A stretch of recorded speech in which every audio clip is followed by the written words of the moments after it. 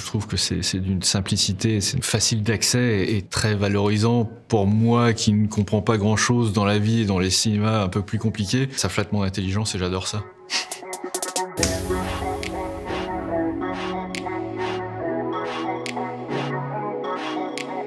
Je m'appelle Pierre Coffin et je suis réalisateur de films d'animation. Apparemment, on me connaît parce que je suis le réalisateur de films comme Moi moche et méchant, le premier, le deuxième, le troisième, et un petit film, une préquelle en fait qu'on a fait qui s'appelle Les Mignons. Alors, je vais vous parler d'une série que j'ai vue sur Prime Video qui est très très bien, qui s'appelle The Marvelous Mrs. Maisel. Le screenshot que j'ai choisi, c'est le moment où Mrs. Maisel se remémore d'un réveillon qu'elle a passé avec des amis. Et dans cette pensée, il y a quelque chose de très technique qui se passe, en fait, il y a un plan séquence. Et donc il y a un espèce de 360, en fait, qui nous amène du passé, où elle était très entourée et où elle était très heureuse, au présent, en fait, où elle est toute seule dans la même pièce, et triste et nostalgique, en fait, du temps révolu.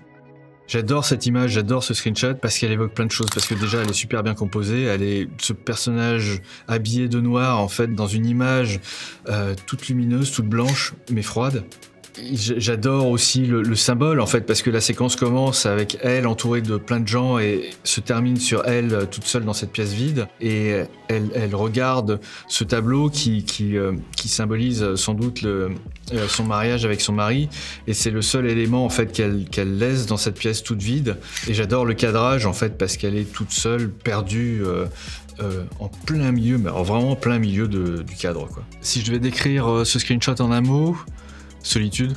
The Marvelous Mrs. Maisel parle d'une femme dans les années 60 qui est, comme beaucoup de femmes à l'époque, femme au foyer, qui s'occupe des enfants, etc., qui est mariée, donc, et qui, du jour au lendemain, s'aperçoit que son mari la quitte, et plutôt que de se refermer sur elle-même, plutôt que de pleurer, elle se précipite en fait dans un espèce de bar un peu malfamé qui fait du stand-up, et elle monte sur scène, de manière complètement improvisée et parle de ce qui lui est arrivé quoi. Et toute l'histoire ça va être cette femme en fait qui devient la première femme qui fait du stand-up dans l'histoire du stand-up quoi. C'est une série très musicale, voire même comédie musicale, c'est une série dramatique, c'est une série comique.